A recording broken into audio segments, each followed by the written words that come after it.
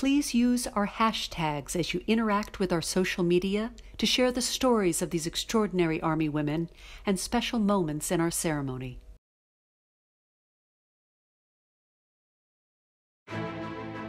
The United States Army Women's Foundation. Throughout our nation's history, women have fearlessly volunteered and served in the United States Army. Some of their stories of courage and commitment are documented in the history of our nation, yet there are many more stories to be told. Recognizing this need, the United States Army Women's Foundation was created to ensure the history of the Women's Army Corps and the contributions of all Army women would be remembered and celebrated. Today, by connecting the past and empowering the future, the Army Women's Foundation serves as a catalyst for honoring the service of Army women. The foundation also brings together women veterans of all backgrounds to share their unique experiences and empowers them through our scholarships, Hall of Fame, and educational programs. The Army Women's Foundation stands with Army women past, present, and future to guarantee service women are honored, empowered, connected, and their stories told. Ladies and gentlemen, our national anthem.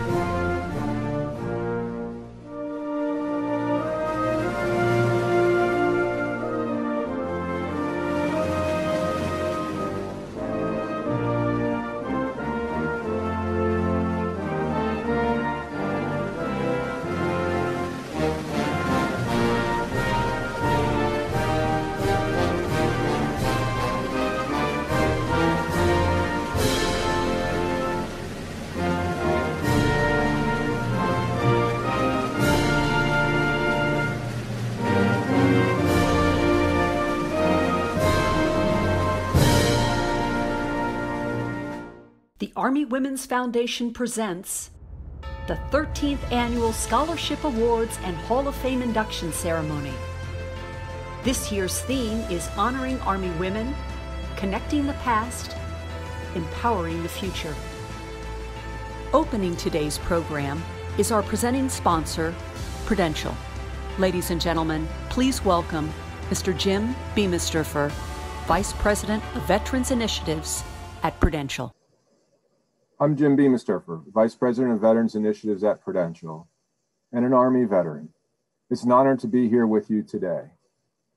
Prudential has been supporting the Army Women's Foundation for several years because their scholarship and education programs provide excellent opportunities to Army women, active duty, and veterans.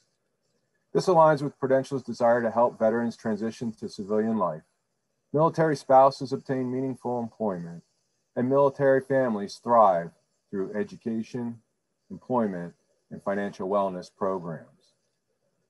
While Prudential's support goes back several years, I have personally been involved since 2015, and it's been a great journey to be on together as the programming and participation continue to grow. I'm thankful for the opportunity to support my sisters in arms. This year's theme, Honor Army Women, Connect with the Past, Empower the Future, continues the impressive programming of honoring great accomplishments by women that have served and are currently serving in our Army, and continuing the work of educating all of us about the great opportunities that lie ahead. Barriers and ceilings continue to come down. I hope you're looking forward to today's event as much as I am. And now it is with pleasure that I turn the ceremony to Ann McDonald. Thank you so much, Jim. You've been a long-term supporter and friend of the Army Women's Foundation, and we greatly appreciate you and Prudential's support. Well, good afternoon and welcome to the 13th Annual Scholarship Awards and Hall of Fame ceremony. We are delighted to celebrate Women's History Month as we honor Army women by connecting the past and empowering the future. This annual Scholarship Awards and Induction Ceremony is going to be a great event as we hear from Army leader, Brigadier General Hope Rampey, look to and empower the future as we present scholarships, and induct remarkable, courageous, strong women into our Hall of Fame. Now, I want to take 2 minutes to talk about the Army Women's Foundation. Our organization was founded in 1969, 52 years ago, when members of the Army Women's Corps came together at Fort McClellan to preserve the history of their service and remain connected to the Army that they loved so much. Their initial goal was to build a museum, which they did, and today is located at Fort Lee, Virginia. As a result of their stalwart efforts, we continue to build upon their legacy.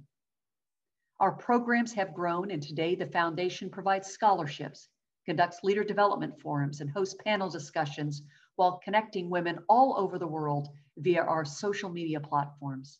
We could not do what we do, honor Army women, connecting the past and empowering the future, without the generous support from our corporate sponsors and individual donors and volunteers.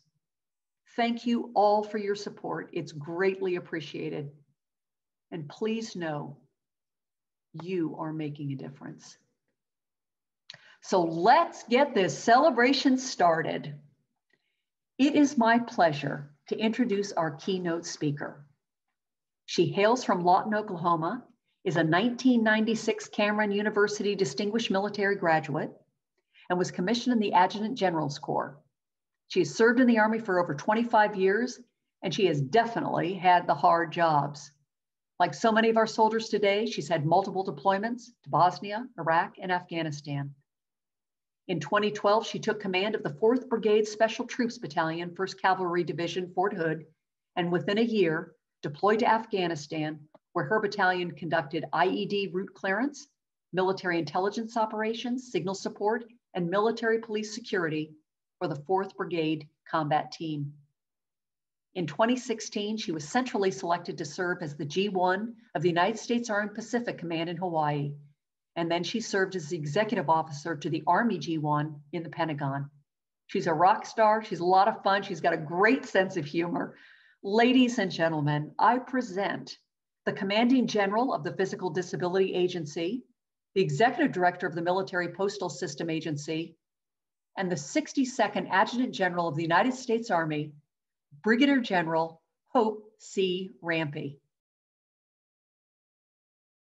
Thank you, Ann, and thank you to the Army Women's Foundation. To all those viewing, thank you for tuning in to this year's ceremony, honoring Army women, connecting with the past, empowering the future. As our nation celebrates Women's History Month, the U.S. Army Women's Foundation is thrilled to recognize extraordinary Army women. I'm Hope Rampey, and I'm honored to have the opportunity to provide the keynote address. This event and this organization are all about keeping Army women's story alive. Women have played vital roles in our Army since the Revolutionary War, and today women are soldiers, Army civilians, veterans, and family members who are critical members of our Army team. Women not only serve as a critical part of the Army team, but have changed the course of history through their service. The over 35,000 women who volunteered for military service during World War I inspired change across the nation and helped to propel the ratification of the 19th Amendment in August of 1920, guaranteeing women the right to vote. Due to their exceptional service during World War II, President Truman signed the Women's Armed Services Integration Act into law in June of 1948, authorizing a permanent presence of women in the military. And women have continued to prove themselves over and over during the conflicts in Iraq and Afghanistan. There are common threads that run through the stories of these women and our veterans. These individuals are willing to put the needs of their country above their own. They fight for equality and fairness, And it is this self-sacrifice and determination that ensures that our country not only survives, but thrives. Just as this year's theme, Army women continue to connect with the past and build bridges that empower our future. Today, women have more opportunities than ever in the armed forces. All infantry, armor, and field artillery battalions include female soldiers.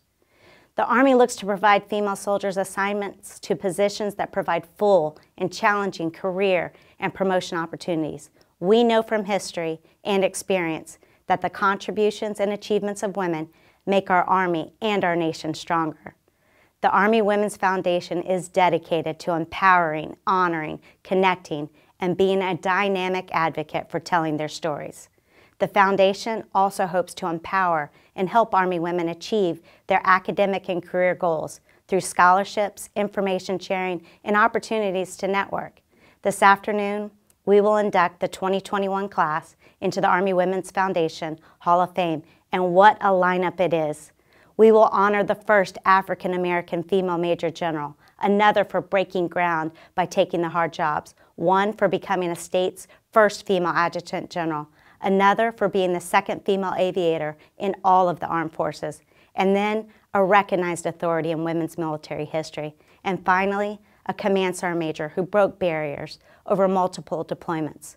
The first women to serve in the Office of the Strategic Services. It is an honor to be part of this special day. Thank you for being able to tell your story so that others may be inspired to write theirs.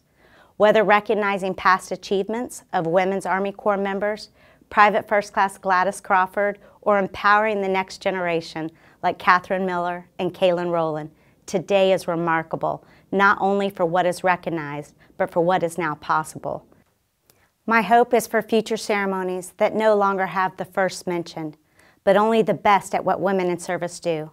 Until we mention our last first, for every woman in uniform, veteran, or little girl at home, I leave you with this quote: "Step out of the history that is holding you back and step into the new story you are willing to create." Now, I look forward to the stars of our show, our scholarship recipients and Hall of Fame inductees. Thank you. Hosting the Scholarship Awards presentation is Colonel Retired Janie Carson. Colonel Carson served for over 27 years as a field artillery officer and military logistician. She holds an honorary doctorate of humane letters from Longwood University, where she also received her bachelor's and master's degrees. She's a graduate of the Army War College.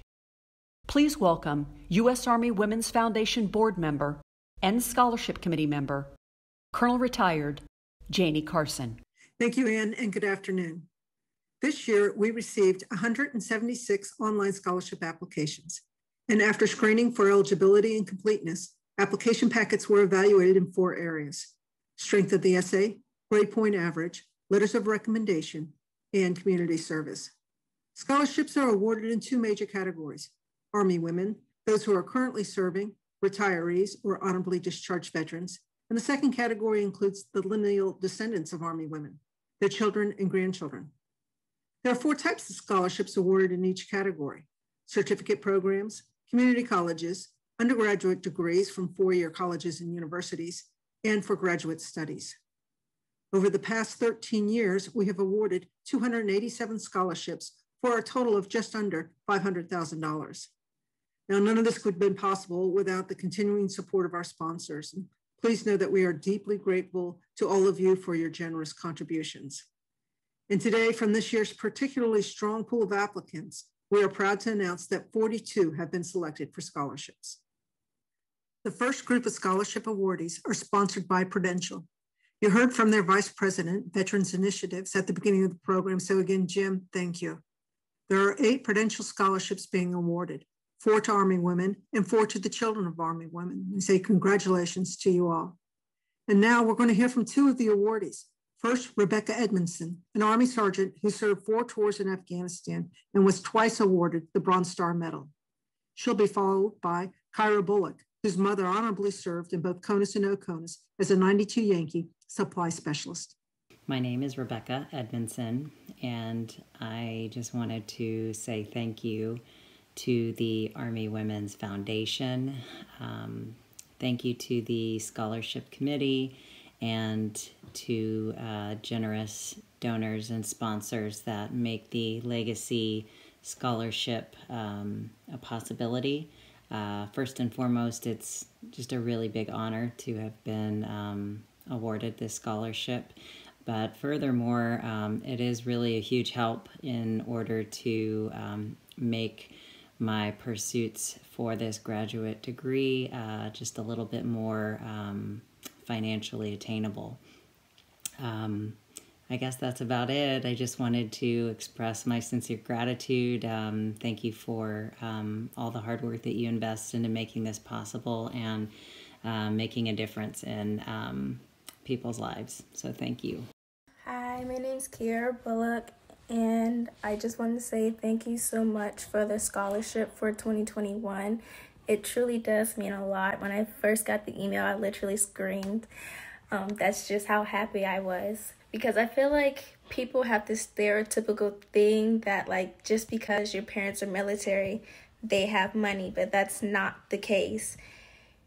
I don't get a lot from financial aid because they believe my parents make too much. So this scholarship, any penny literally makes a difference and doesn't break my parents' pockets because they're still actually paying for bills, my medical bills from throughout high school.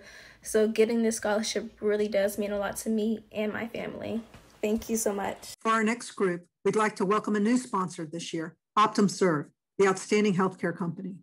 There are 6 OptumServe scholarships, and we have a special thanks from one awardee, Christian Steller. Hi, my name is Kirsten Stiller, and I'm a proud recipient of the Army Legacy Scholarship this year. As the kid of 2 Army parents, this means so much to me, and I can't wait to give back to my community as well through my healthcare profession as an occupational therapist. I'm currently in my 2nd year of my doctoral program, so this scholarship helps quite a bit with that. Thank you all so much for your support and generosity, and go Army! Hooah! Our next scholarship is sponsored by Geico Military. There are 2 recipients this year. Congratulations, Ashley and Naya, and thank you, Geico Military. We are grateful to our long-term sponsor, Pittsburgh Military Foundation, and the awardees this year are mother and son, the Herlichs. Leslie served in the Army for 13 years, enlisting as a psychological operations specialist, serving at Fort Bragg, from where she deployed to Operation Just Cause in Panama. She then went to flight school and as an AH-64 attack helicopter pilot, served at Fort Campbell in Germany and Kosovo. She is currently a DA civilian at Fort Campbell, and she and her son have a special message for us. I'm Jason Herlick. And I'm Leslie Herlick. And we just want to thank the Army Women's Foundation for their generosity in awarding both of us a Legacy Scholarship this year. We just want to thank you all for helping us achieve our goals. Thank you. Our next scholarship is from GE, and GE is another long-term contributor to the Army Women's Foundation. Congratulations to Dakota Tilley, and thank you, GE. Another continuing sponsor is PennFed. This year's PennFed scholar is Captain Lacey Sovern. Congratulations, Captain Sovern, and thank you, PennFed. Each year, individuals from the Army Women's Foundation Board of Directors make personal donations from which 2 scholarships are awarded. The Ovetta Culp Hobby Scholarship is named for the first director of the Women's Army Corps. And this year's recipient of the Hobby Scholarship is 2nd Lieutenant retired Sarah Gunster, a former field artillery officer. Congratulations, Sarah, and thank you for your service. The Dita Hopkins Kenny Scholarship is the other scholarship sponsored by our board, and it honors the first superintendent of the Army Nurse Corps. This year's Kenny Scholar is awarded to Adeline Hergenrader. And next is the M.M. Costello Scholarship. This award is the result of a sizable donation made to our scholarship program by John and Gail Howell, who have been longtime supporters of the foundation. The Howells instituted the M.M. Costello Scholarship to honor John's early mentor while he was assigned as an Army Nurse Corps officer at Brooke Army Medical Center at Fort Sam Houston, Texas. Ms. Costello was a dedicated Department of the Army civilian nurse who, in John's words, taught him everything he needed to know to properly care for his patients. The Howells established this scholarship to support students pursuing healthcare careers, and this year's M.M. Costello Scholar is Chloe McGlown. The next sponsored scholarship will be presented by Esmeralda Silva from Trident University. Hello, My name is Esmeralda Silva, and I'm the Vice President of Strategic Initiatives and Government Affairs at Trident University International. For the past 3 years, it has been our privilege and honor to partner with the U.S. Army Women's Foundation. Through our partnership, we have awarded 2 full-ride scholarships to qualified Army servicewomen to help them achieve their academic goals. Trident University International, in partnership with the U.S. Army Women's Foundation, is pleased to name the 2021 Trident University International Scholarship recipient. This year, Sergeant Major Salido Pascal Jackson received a full-ride scholarship to earn her graduate degree. Salido started her studies last month and is working on a Master's of Business Administration with a concentration in strategic leadership. Congratulations, Sergeant Major Pascal Jackson. I'm also pleased to announce we are continuing our partnership with the U.S. Army Women's Foundation, and over the next 5 years, Trident University International will award full-ride scholarships at the undergraduate and graduate level to qualifying U.S. Army women service members or Army women veterans. Our online programs offer flexibility and opportunity for service members and veterans to achieve their educational goals no matter where they're located. Be sure to go to the U.S. Army Women's Foundation website to learn more. We wish the U.S. Army Women's Foundation continued success in all they do for our service members and veterans. And again, congratulations to all of this year's scholarship recipients. Thank you, Trident, for your generous support. Other Army Women awardees are listed on this slide, and we offer our congratulations to each of you. We have a special thank you from Ms. Ure, who, as a 71 Lima Administrative Specialist, served in CONUS and overseas, and whose awards include the Army Commendation Medal with Oak Leaf Cluster, the Army Achievement Medal, the National Defense Service Medal, and the Good Conduct Medal with Oak Leaf Cluster. She'll be followed by Gabrielle Rodriguez, who hopes someday to become an officer in the Army Reserve. Hello, my name is Evangeline Ure. I am an Army veteran and a student at Johnson C. Smith University in Charlotte, North Carolina. Many thanks to the AWF Legacy Scholarship Committee. I am so honored and grateful to be a recipient of the scholarship. I am studying social work and criminal justice, and I have a heart's desire to serve the veteran population.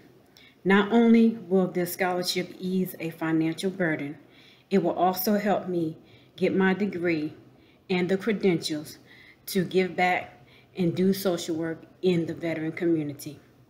Again, thank you so much, and God bless. Hi everyone, my name is Gabrielle Rodriguez, and I am extremely honored to be a recipient of the 2021 Army Women Undergraduate Legacy Scholarship.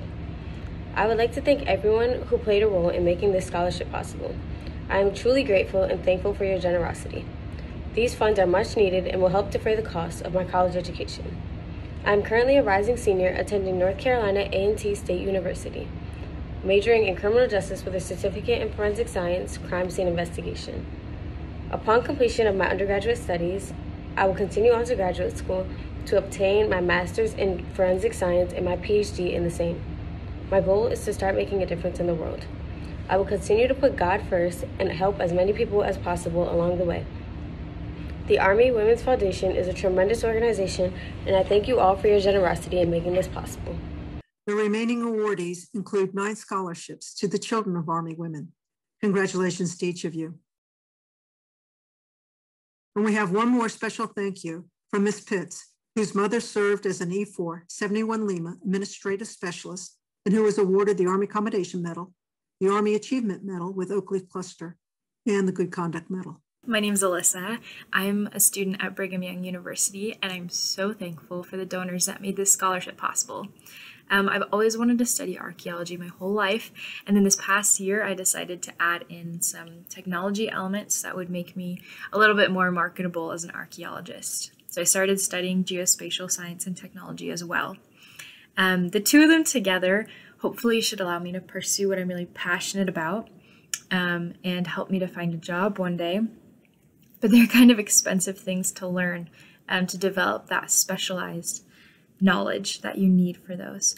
And so again, I'm just so thankful that I can get a scholarship that will help me focus more on my studies and a little bit less worried about working this year. And I'm so thankful that I could do it kind of in the name of my mother, who was a veteran, and I'm so grateful for her service to the country and the opportunities and example that it's provided for me. So thank you very much. Again, I'd like to thank each of our sponsors, and I'd like to give a shout out to the Scholarship Committee. Chairperson, Colonel Retired Alice Damaris, Lieutenant Colonel Retired Mary Spring, Miss Patricia Gronkowitz, Miss April Booth, and myself. I know it's a labor of love for all 5 of us, and I just wanted to say great job, ladies. Thank you from the Scholarship Committee. Thank you, Janie, and thank you to the Scholarship Committee. Our scholarship program is so important to empower future generations. So congratulations to all our scholars. We're so proud of you, and we wish you much success in your studies. And again, thank you so much to our sponsors who make this program possible. The Army Women's Foundation honors and celebrates the incredible legacy of women who have donned the cloth of our nation. And one of the ways we do this is through our Hall of Fame induction ceremonies. The Foundation's Hall of Fame is a place where those who've made extraordinary contributions are recognized and captured for eternity. Introducing today's 2021 Hall of Fame is one of those women who've paved the way, Command Sergeant Major Cindy Pritchett. Cindy served over 35 years on active duty and holds the distinction of being the Army's first woman Command Sergeant Major of a sub-unified command while in Afghanistan from 2004 to 2006. Her military education includes drill sergeant school and recruiting school, and she's a graduate of the United States Army Sergeants Major Academy. She has a bachelor's degree from Excelsior College in Administration and Management and holds a Master of Science in International Relations from Troy University. Ladies and gentlemen, please welcome the Army Women's Foundation First Vice President and Chair of the Hall of Fame Committee, Command Sergeant Major Cindy Pritchett. Good afternoon, and welcome to the U.S. Army Women's Foundation Hall of Fame induction ceremony. This afternoon, we will induct the class of 2021 into the Army Women's Foundation Hall of Fame and recognize those who have contributed in a special way to honor and advocate for Army women. The Hall of Fame awards are presented to women who have contributed extraordinary service to the Army or the Armed Forces, and our Special Recognitions Award are presented to any individual or individuals who have made exceptional contribution to women in the Army or the Armed Forces. Our inductees' biographies all have a common thread that ties them together. Their noteworthy service and contributions, they broke ground, opened doors, and made service easier for those who followed. Our first inductee today is Major General Marcia M. Anderson, United States Army retired. Major General Anderson inspired many women as the Army's first African-American female to be promoted to Major General in any component of the U.S. Army. She serves as a member of the Defense Advisory Committee on Investigation, Prosecution, and Defense of Sexual Assault in the Armed Forces. She helped influence military policy while striving for a more diverse and inclusive military, and encourages young women of all backgrounds to seek careers in the Army, whether it be the active Army or the Army Reserve. For several years, she was a member of Women in Focus, Inc., a group of professional women who raised funds for scholarships for minority youth. She regularly returns to her alma mater, Crichton University, to speak to young cadets and their families about her career path. She speaks about the importance of sound leadership, education, diversity, and technical proficiency in the workforce, Army, and the nation. As a citizen soldier, Marcia was employed for 28 years by the United States courts, where she served as a clerk of the Bankruptcy Court, Western District of Wisconsin, located in Madison, Wisconsin, until her retirement in late 2019. For her outstanding leadership and setting example and serving as a mentor and role model, we are inducting Major General Marcia Anderson into the U.S. Army Women's Foundation Hall of Fame. Please welcome Major General Marcia Anderson. I want to thank the Women's Army Foundation for honoring me today. This has been a wonderful surprise. I was very excited to have been nominated. And what I simply want to say to current, past, and future recipients, and to the young women who have chosen to serve our country, it's not about who you are, it's about what you can do for the people and the institution you serve. And that's all I ever tried to do in my entire career. was to honor my oath, to take care of my soldiers, and to make sure that I was mission focused. I'm humbled, I'm honored. I can't thank you enough. And I hope that my example and the examples of previous recipients will continue to encourage, motivate, and enable and empower our young women to continue to serve, to strive to be the best they can be. Our next inductee is Major General Mary K. Eater, U.S. Army retired. Major General Eater has broken ground for Army women who have followed her due to her steadfast leadership, willingness to accept hard jobs, often being the first, whether it was as a woman or as an officer in the Army Reserve or both. She is the first general officer to serve as a full-time deputy to the Chief of Public Affairs and the first person to serve full-time as the Deputy Chief of the Army Reserve, where she led many of the strategic initiatives that allowed the Army Reserve to transition from a strategic force to an operational one. Major General Eater's skill as a strategic communicator was formally recognized in 2017 through her induction into the U.S. Army Public Affairs Hall of Fame. She also received the Army's highest public affair award, that of the Joe Galloway Lifetime Achievement Award. Major General Eater has an established record of scholarship, research, and publishing. Her book, Leading the Narrative, The Case for Strategic Communications, is used in several university communication courses. She is the author of numerous case studies and articles on military ethics, leadership, and strategic communications, as well as 2 books of children's stories. Her current series of essays entitled The Information Apocalypse is published online by the U.S. Army War College. She has a new book, The Girls Who Stepped Out of Line, Untold Stories of Women Who Changed the Course of World War II, which will be released August 3rd, 2021.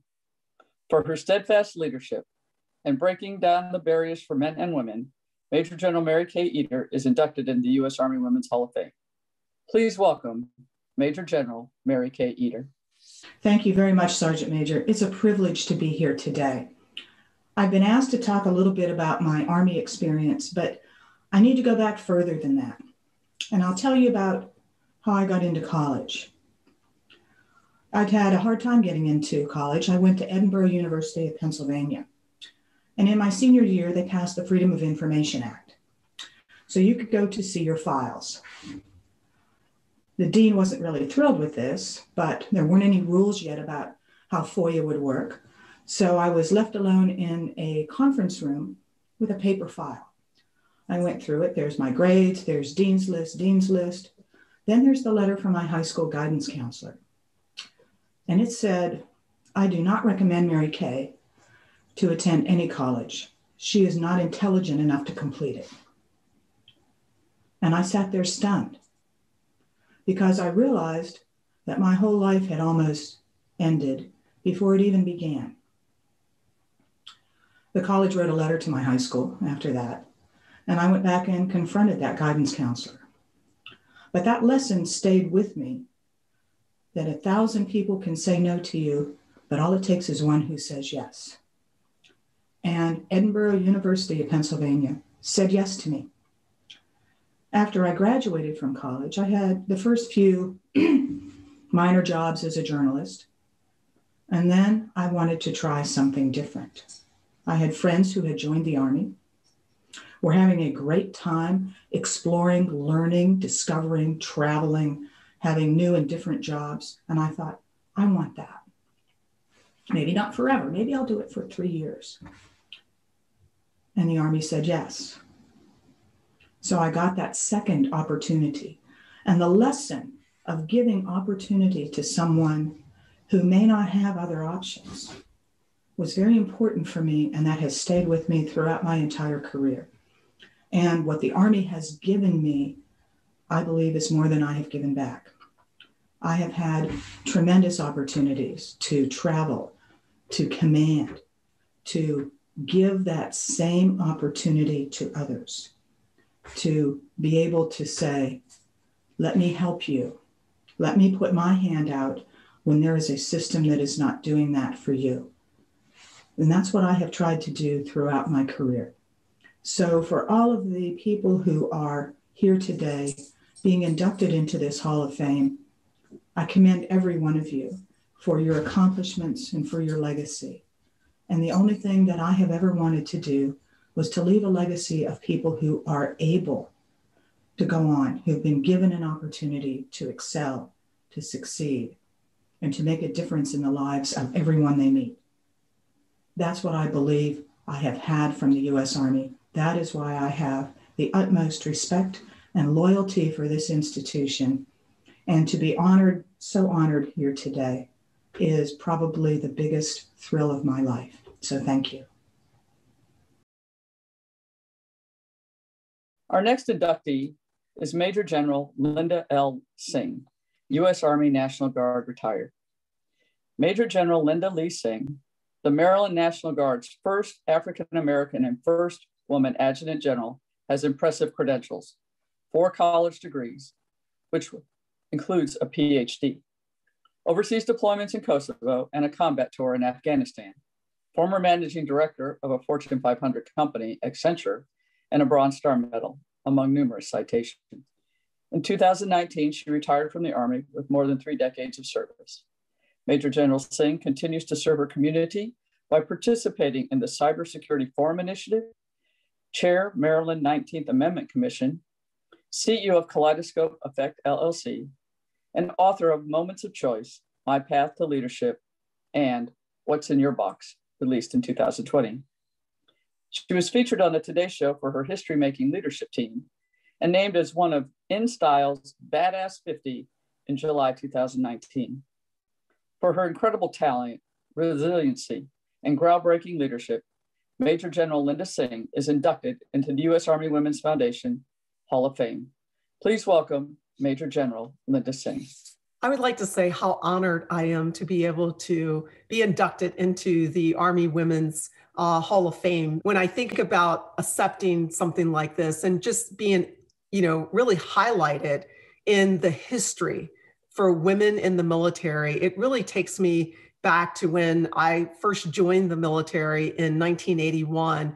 And I would have to say thank you to not only my recruiter, who's seen a young lady that he reached out, he engaged me, and really was persistent in recruiting me, even though I didn't have a high school diploma at the time.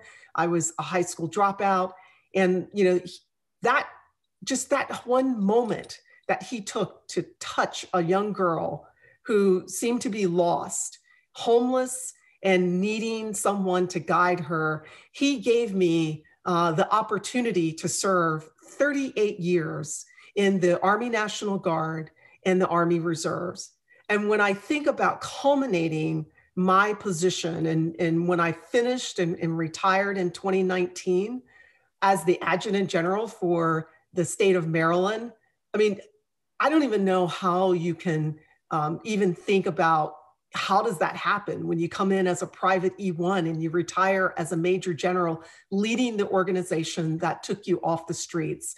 And I would have to say thank you to my family that has stood by me all these years, my husband and my daughters, that really I've been gone, traveling and doing a lot of different things, and they've just been so tolerant and so supportive.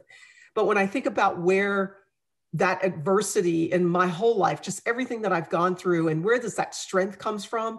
First, it really started with my grandmother. My grandmother, she was the mom of 17 kids and got me at birth and raised me for the first 9 years. And when I look at her being a strong woman, raising mostly all boys, she had 2 daughters and all boys, she just did an amazing job. And she never, ever told me that, being a girl, you couldn't do anything. She always said to me, being a girl, you can do anything that you want. Just don't take your shirt off like the boys.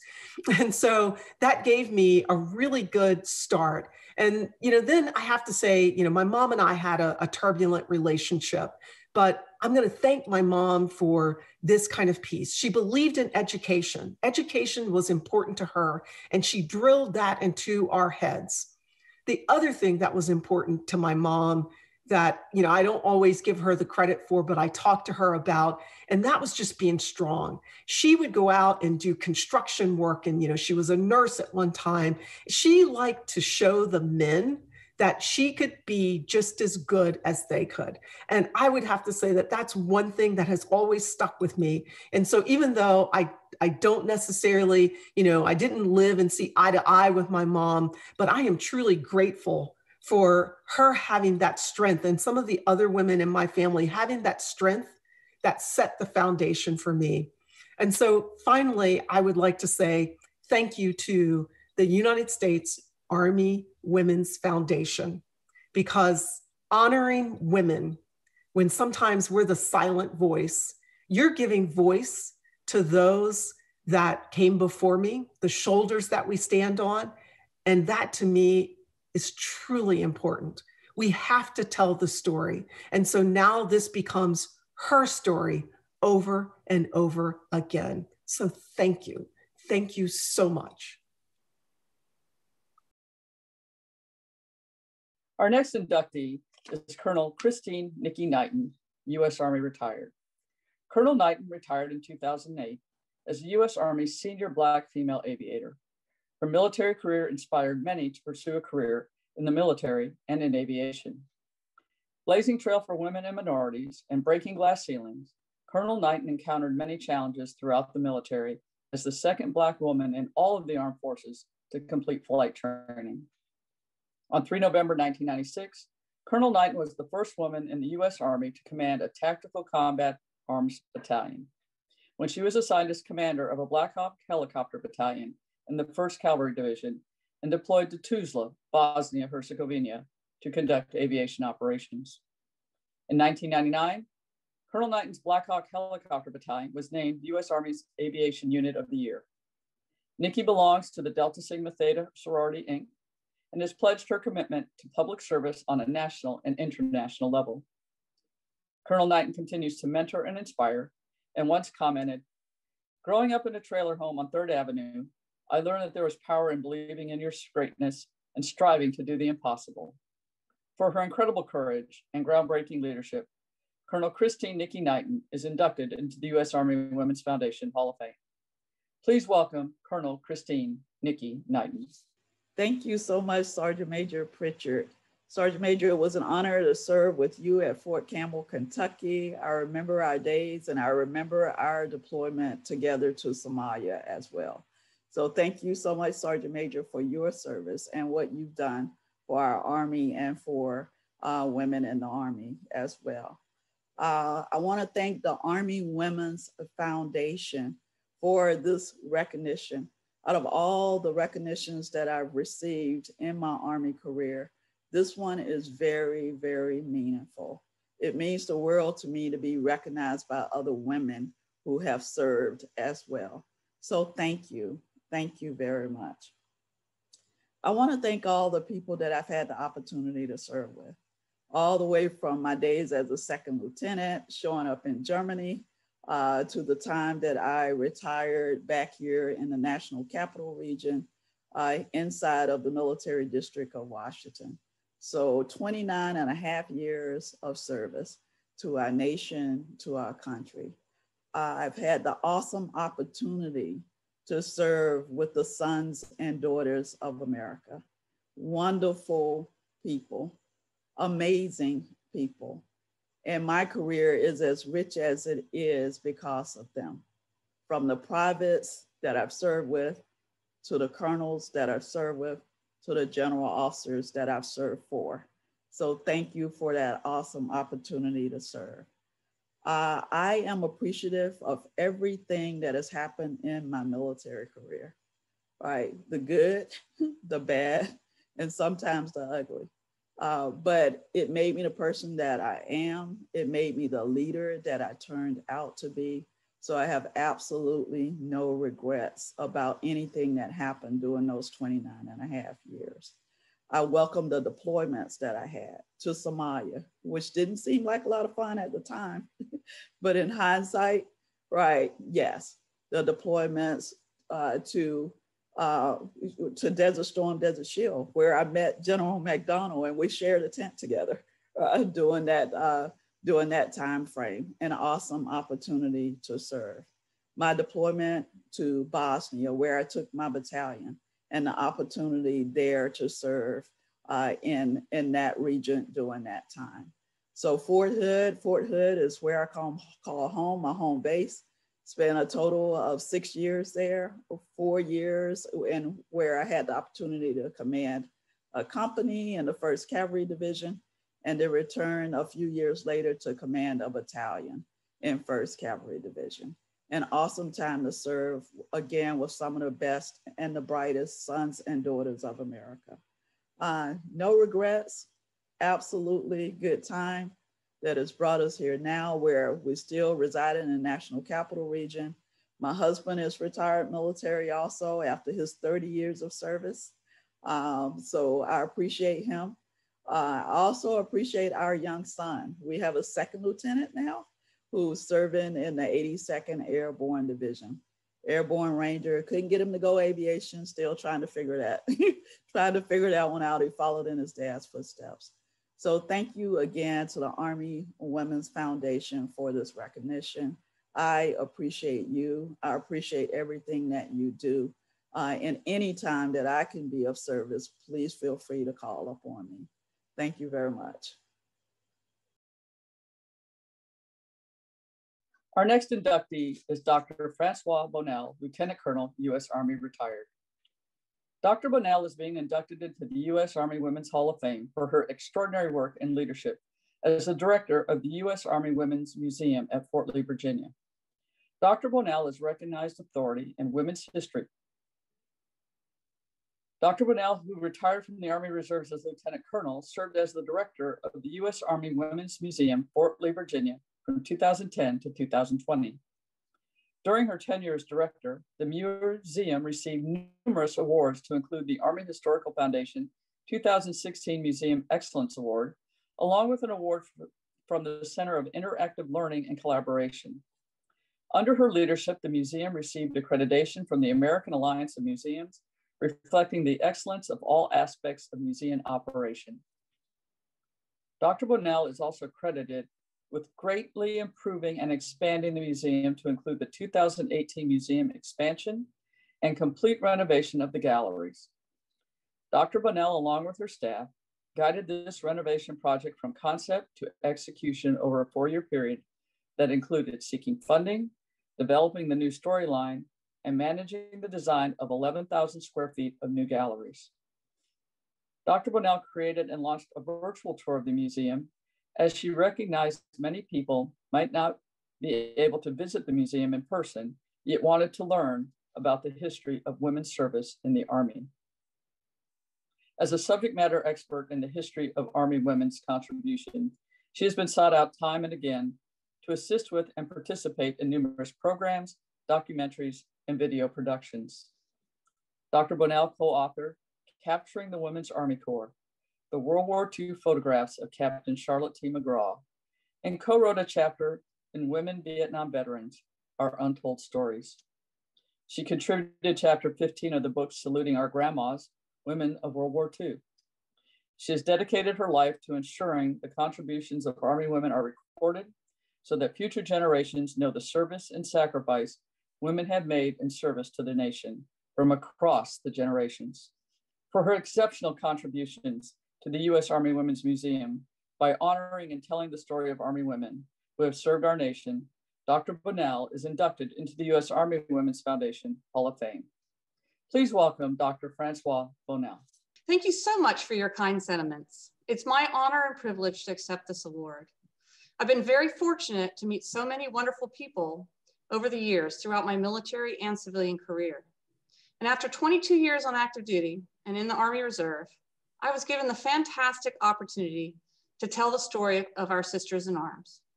And as I look back over my tenure as the director of the United States Army Women's Museum, I now know that I was also on a personal journey.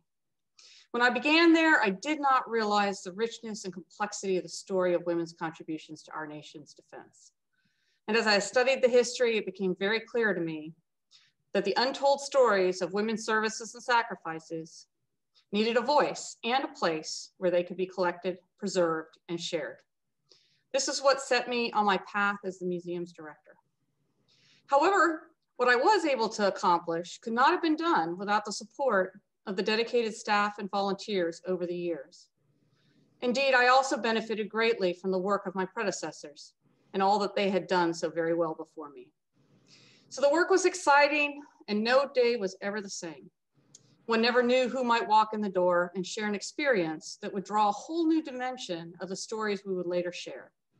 Whether it was a neighbor who brought in her World War II friend to do an oral history, or a soldier who brought his battle buddy, recently returned from the battlefields of Iraq and Afghanistan, to share her story, each encounter enriched our work at the museum. I'm proud of what we were able to accomplish, especially the expansion and redesign of the galleries. I also always reminded myself as we worked through the project that although we were able to present so many of the stories, there are still so many for which there was not enough room. And of course, there's so much history still to be captured. It is important that we support the work of the museum any way that we can. We should be proud of the fact that the Army is the only branch of the armed forces to have a museum dedicated solely to telling the story of women's contributions to its ranks. And we need to ensure that the legacy of women's service continues to have a place dedicated to them. So again, I am honored to receive this award. I would like to thank the Army Women's Foundation for advocating for and supporting Army women and for providing a platform such as this where we can celebrate their accomplishments. Thank you. Our next inductee is Command Sergeant Major Gretchen Evans, U.S. Army retired. Sergeant Major Evans spent 27 years serving her country, including 9 deployments overseas. Her final assignment took her to South Central Asia as the Garrison Command Sergeant Major of Combined Forces Command, Afghanistan. Command Sergeant Major Evans was wounded by incoming fire in 2006 while serving in Afghanistan. In a millisecond, her world changed. She incurred life-changing and debilitating injuries, loss of all hearing, suffered a traumatic brain injury, and internal injuries. As she laid in her hospital bed recovering from her injuries, she knew her country would take care of her. She felt lost, sad, and hopeless until she found her way to No Barriers Warriors, an organization serving veterans with disabilities from all branches of the military and all eras of service. Command Sergeant Major Evans said, "The healing environment provided by No Barriers was life-changing." She published her first book, Leading from the Front, Lessons by a Command Sergeant Major, in October 2017. She was awarded the Veteran Alumni of the Year in 2017 by Saginaw Valley State University and recently recognized as the 2019 Outstanding Female Combat Veteran of North Carolina. Gretchen is scheduled to be inducted into the U.S. Veterans Hall of Fame for her outstanding and meritorious service within the United States Army. For her exceptional contributions and passion to help all veterans live a life of purpose, Command Sergeant Major Gretchen Evans is inducted into the United States Army Women's Hall of Fame. Please welcome Command Sergeant Major Gretchen Evans. Thank you very much, Sergeant Major Pritchett, for that introduction. I'm just so incredibly honored and humbled to be here. I never imagined in a million years at 19, when I first joined the military, that I would be receiving such a prestigious honor. I have to say this, I loved the Army. I loved every single day and every single moment that I was in the military. I'm a product of the people and places and events of the 27 years that I served in the United States Army. I'd like to address the people first. There are far too many for me to list of the people who made such an impact in my life and in my career. But those of you who might be watching this or will come and see it someday, you know who you are. You're the ones that took the time to teach and to coach and to mentor me, to help guide me along, to teach me the ways of how to be a good leader, how to be a good soldier, how to be a good person. And I thank you for that. The events that happened in my 27 years, again, too many to list, but it all goes back to my first combat experience in Grenada to my last in Afghanistan. Each event meant something to me, and each event required me to reach deep down inside of me for grit and gumption, and courage and loyalty, and to find out who I really was and what I stood for, what was important to me, and why I was there. People often ask, why do you serve?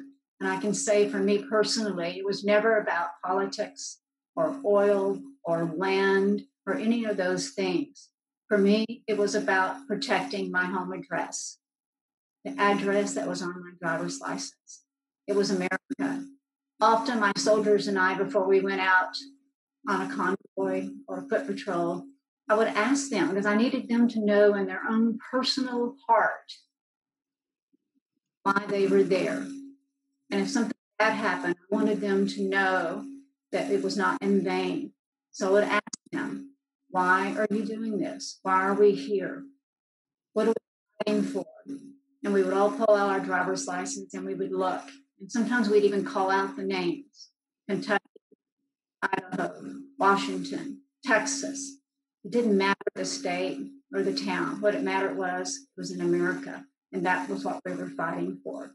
And that propelled us to do the things that we needed to do, to be brave when we needed to be brave, to be courageous, to be fearless, to be compassionate, to be understanding, to be there, to stand in the gap when we needed to be, to serve those who couldn't serve themselves, to serve those who couldn't defend themselves, and to free the oppressed at times. It was an honor every time we were called to do something such as that.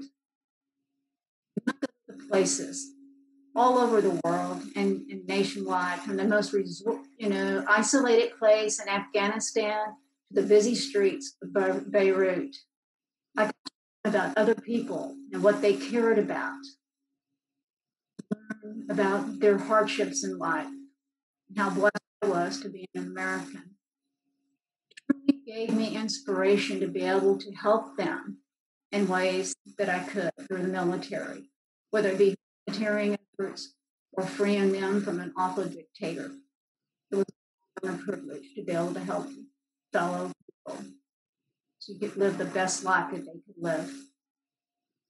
I just want to say I'm so grateful, and it means so much to me to still be part of a community. And I hope I will always be part of United States Army, even though I'm retired now. It's important to me to know that I still belong, that I still have a place in the Army, even as a retiree. And I want to be involved, and I want to be committed to the things that we need to do to carry on the name, especially for Army women.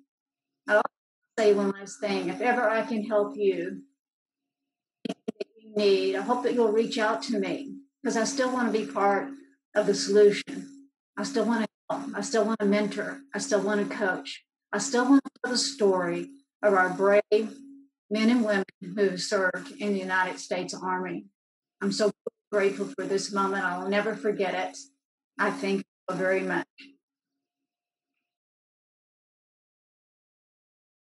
Our next inductees are the women who served the Office of Strategic Services.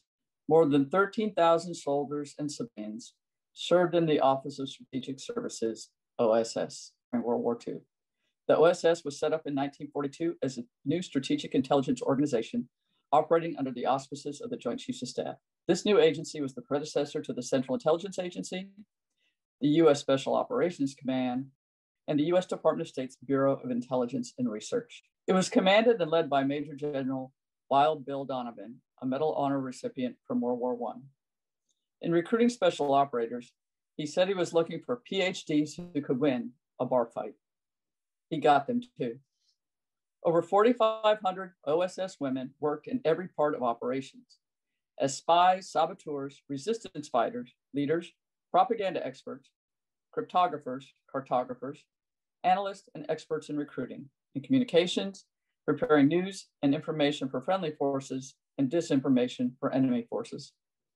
There were also legions of administrative support workers, the clerks, drivers, and logistic managers. They together fought the undercover war. Some risked their lives, others their livelihoods, but they made it work. The women of the OSS have heretofore not been recognized.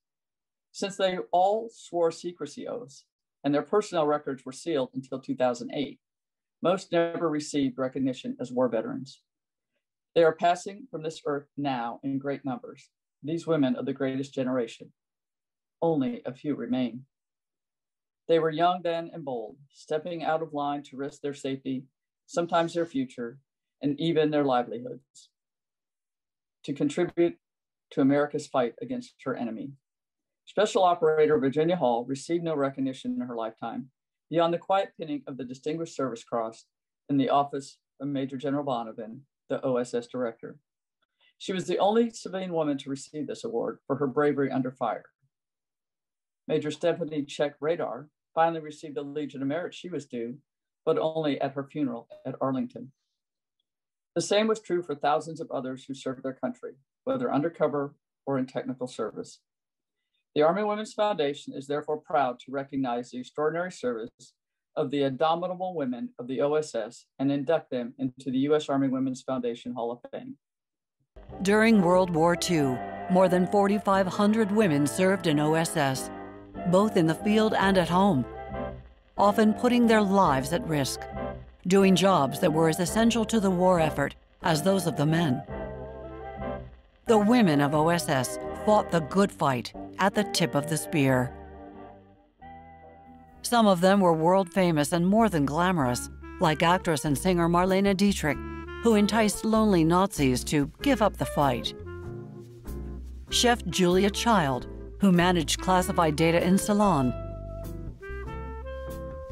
Countess Eileen de Romanones, who operated as an OSS agent in Spain. And Evangeline Bruce, who served front and center at OSS headquarters London. All worked to deceive and defeat the Axis powers. We thank the OSS Society for the short clip of the women of the OSS. Please welcome Mr. Charles Pinnock, President of the OSS Society.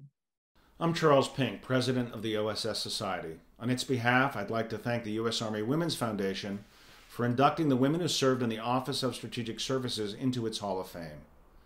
The Office of Strategic Services, or OSS, was the World War II predecessor to the Central Intelligence Agency, the U.S. Special Operations Command, and the Department of State's Bureau of Intelligence and Research. It was founded by General William Donovan, one of the greatest heroes in American history, and the only person to receive our nation's 4 highest decorations. President Roosevelt called General Donovan his secret legs. Upon learning of General Donovan's death in 1959, President Eisenhower said, "We've lost the last hero." General Donovan and President Roosevelt formed a close relationship despite their strong political differences in order to defend the United States against the threat posed to it by Nazi Germany. General Donovan was a man of seemingly limitless vision, intellect, and courage. He recruited Americans from all walks of life for the OSS and from every branch of the U.S. military. Of the approximately 13,000 people who served in OSS, 4,500 were women. 900 of them served overseas. When Gina Haspel was sworn in as the first woman to serve as director of the CIA, she said she stood on the shoulders of OSS women who never sought public acclaim. They included Virginia Hall, the only civilian woman to receive the Distinguished Service Cross in World War II, who served behind enemy lines in France in preparation for D-Day. Betty Lucier, who served in North Africa, where she uncovered a Nazi spy ring. The French chef Julia Child, who handled classified data in Ceylon and China. The actress Marlene Dietrich, who recorded songs in German for the OSS Morale Operations Branch that were broadcast to demoralize German soldiers. Countess Eileen de Romanones, who operated as an OSS agent in Spain. Evangeline Bruce, who served at OSS headquarters in London. And Cora Dubois, the most senior woman in the OSS, head of its research and analysis branch in the Far East, and the first woman to receive tenure from Harvard University's Department of Anthropology. Army Captain Stephanie Check was sent to Warsaw by the OSS at the end of World War II to spy on the Soviets at the dawn of the Cold War. She received the Legion of Merit posthumously. Some of the greatest contributions made by the women of OSS were to its Morale Operations Branch that fought the war with propaganda. Army Private Barbara Lauers-Podolsky served in Italy, where she convinced hundreds of Czech soldiers to defect to the Allies. She received the Bronze Star. I wanted to share a story she told me some years ago. She was at an OSS party. General Donovan was there, and he and a group of men were shooting at a target for fun, and none of them could hit it. General Donovan handed Barbara his gun. She hit it on her first try. Betty McIntosh was fluent in Japanese. She was recruited by the OSS and sent to China, where she created propaganda to demoralize Japanese soldiers fighting in Burma by convincing them how badly the war was going for Japan.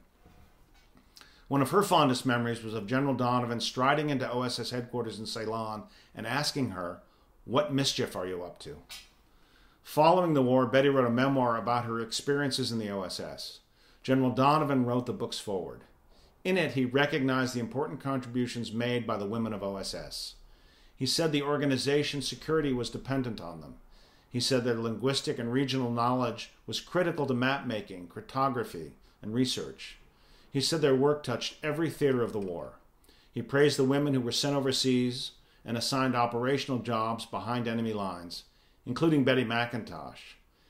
He said she epitomized the devotion to duty of the group of women in the Office of Strategic Services.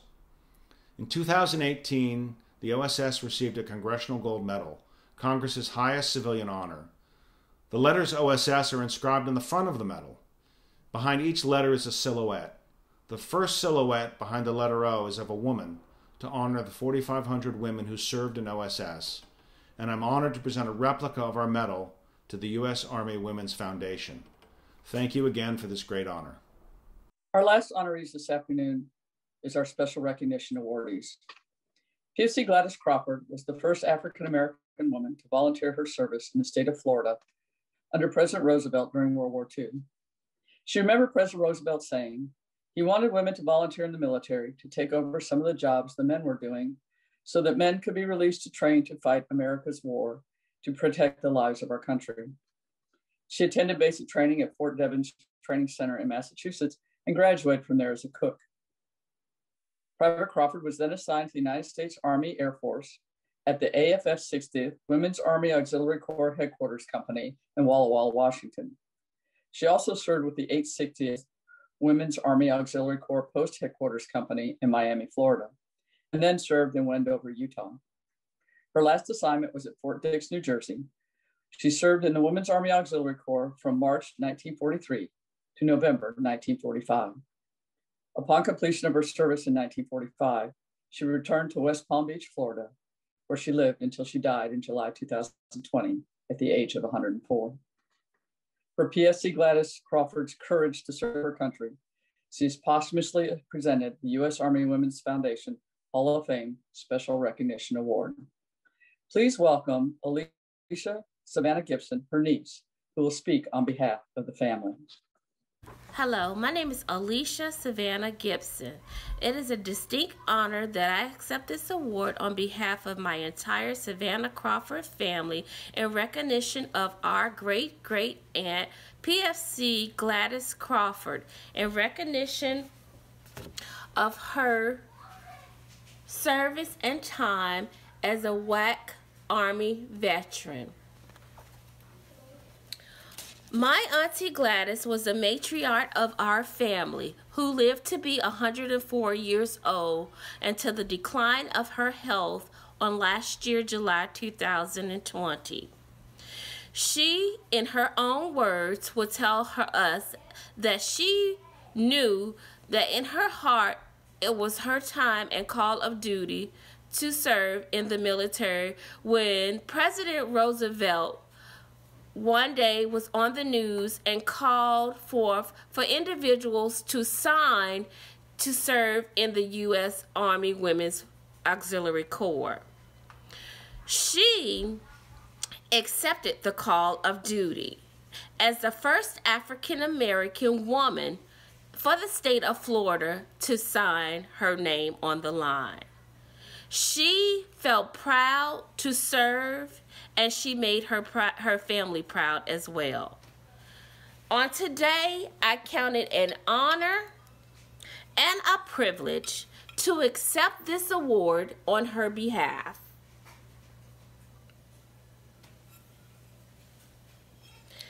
As I accept this award on her behalf, I will also like to thank two individuals for assisting me in making this happen. First, I would like to say thank you to retired Sergeant Major Pamela Duggan and Sergeant Major Tamika Brown for assisting in making this possible.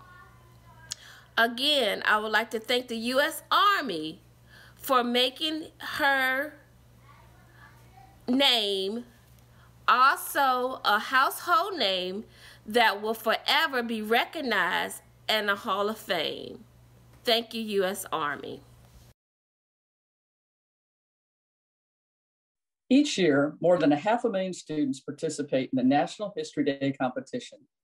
This year, 2 high school students, freshman Catherine Miller and sophomore Kaylin Rowland from Carlisle High School, Carlisle, Pennsylvania, produced a historical documentary for their submission to the competition. Both Army family members and living on Army installations, Catherine and Kaylin grew up hearing the stories of women going to West Point. Therefore, it was intuitive when the 2020 National History Day theme, Breaking Barriers, was announced, they should create a documentary entitled Women at West Point, Breaking the Barriers of the Long Gray Line. After conducting extensive research and interviews, Catherine and Kaylin wrote, directed, and produced a documentary telling of the historical journey of the first women to graduate from the United States Military Academy, the class of 1980. Here is a short clip from their documentary. For 174 years, West Point was exclusive to male cadets. On October 7, 1975, President Ford signed Public Law 94-106. This law opened all federal service academies, including West Point, to women. Women would be allowed to enter in the summer of 1976. Women faced harassment throughout their West Point years, but they pushed through all of the barriers and successfully graduated as members of the first co-ed class at West Point in 1980. Through their trailblazing, the class of 1980 left an indelible mark on West Point, the U.S. Armed Forces, and the United States of America. This documentary won top honors at the regional level and went on to win first place at the 2020 National History Day competition in the state of Pennsylvania. For their extraordinary documentary of American women's history, Catherine Miller and Caitlin Rowland are recipients of the U.S. Army Women's Foundation Hall of Fame Special Recognition Award. Please welcome Catherine Miller. Hello, my name is Catherine Miller. I want to start by saying how incredibly humbled I am to receive this recognition. It is surreal to be honored alongside the trailblazers and advocates for women in the military that attend this ceremony annually. Thank you, General McDonald and the U.S. Army Women's Foundation, not just for this recognition, but for all you do to honor the service of women who wear or have worn the U.S. Army uniform. My mom is one of those women and was my initial inspiration to learn about other women in the Army. We are beyond thankful for the opportunity to learn about the courageous and strong women that made up the United States Military Academy class of 1980. I see this recognition less about something Kaylin and I were able to accomplish, and more about the privilege we had to share the accomplishments of these women. We learned so much from them and sincerely appreciate their willingness to share their stories with us. Kaylin and I were honored to video chat, call, and even meet the women that broke barriers at the Academy. We were able to interview more than 25% of the first female graduates. We stand on the shoulders of the class of 1980. They opened the doors to the Academy for girls like Kaylin and me, and we will always have the deepest admiration for them. Our experience in making this documentary ties so closely to this year's theme, honoring Army women, connecting with the past, and empowering the future. I would also like to thank my parents who drove me all over the place to research and conduct interviews. They are my biggest supporters. My teachers at Carlisle High School in Pennsylvania who relayed the idea that the sky was the limit and equipped Kaylin and I with the skills we needed to succeed. Carlisle High School even allowed us to use the video production studio. Thank you to Lieutenant Colonel Siri at the West Point Center for Oral History, who provided countless resources. And to Kathy Sylvia, class of 1980, who invited us to her home and attended our National History Day ceremonies. And thank you to my partner and dear friend Kaylin, who motivated me. It was so special to go on our journey learning about the first class of female cadets at West Point together. We met as students at West Point Elementary, and this project was the most incredible way to reconnect. And of course, our most profound gratitude to the women of the class of 1980. Thank you. Please welcome Kaylin Rowland. I want to thank everyone for attending today. I am beyond grateful for this amazing journey that has led me to so many once-in-a-lifetime opportunities. I want to start off by thanking my teachers at Carlisle High School, who were extremely helpful and supportive with our project. I also want to thank my parents for all the late night support while I researched and wrote. I especially want to thank my amazing partner and friend, Catherine. Without her uplifting spirit and hard drive, the documentary would not have been as successful as it was. Lastly, I want to thank the brave and courageous women in the class of 1980. They paved the way so little girls and women today could follow in their footsteps. Catherine and I learned so much and talked to so many amazing women. Exciting to find out more about these soldiers. From traveling to West Point, reading through diaries, watching documentaries, Zooming with some of the women, and actually meeting Kathy Sylvia, we learned so much and are so very appreciative to everyone who gave us the resources and information we needed. With all that we learned, there was so much to include, it was challenging to whittle it down to only 10 minutes. In our efforts with this documentary and learning about all the hardships women have faced, it was encouraging to see the progress that has been made over the years. Even recently, this year, Army and Air Force regulations modified their uniform standards to allow more inclusivity for women's hairstyles and uniform design. To quote Air Force Lieutenant Colonel Sarah Kinzer, "It's not just about my ponytail or my new uniform design for women's bodies. It's the difference between letting me be here and wanting me here." This documentary was so inspiring to us, and I'm so happy that we were able to highlight these important women to inspire others. A very special thank you to Ann McDonald and the rest of the Army Women's Foundation for honoring us with this recognition. Thank you. Wow, what a terrific program. Thank you so much, Cindy. And congratulations to all our Hall of Fame and Special Recognition awardees. You are remarkable, and your stories are remarkable and inspirational. And I encourage you to keep on telling your story and show America exactly what Army women can do. To our keynote speaker, Brigadier General Hope Rampey, you are awesome. Thank you so much for your motivating and encouraging words. And once again, I would like to thank our sponsors who year in and year out support us. Thank you so much to the private donors and all our corporate partners. We're so grateful for your support. And a special thank you to our board. Our foundation would not be viable without the efforts of our volunteer board members, our committee members, and advisors. These volunteers, along with the Director of Administration, Beth Spitzley, are the engine that drive our efforts as we honor Army women, connecting with the past, empowering the future. On behalf of the Board of Directors for the United States Army Women's Foundation, thank you so much for joining us today. And we look forward to seeing you in October at our next Professional Development Forum at AUSA.